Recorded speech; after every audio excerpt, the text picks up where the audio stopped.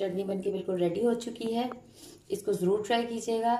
और रेसिपी के एंड पे टिप ऑफ द डे, रोटी सब ख़वातीन अपने घरों में पकाती ही हैं। आमतौर पर हमारी कोशिश होती है कि कम वक्त में जल्दी जल्दी से हम सारा काम कर लें, लेकिन बाज़ औक़ात ऐसा होता है कि हमारी रोटी जब हम पकाना शुरू करते हैं तो वो बार बार पेड़ा जो हमारा है वो बेलन के साथ चिपकना शुरू हो जाता है और खुश्का हमें बार बार लगाना पड़ता है। इसकी वजह से क्या होता है कि हमारी रोटी जो है वो सख्त पकती है।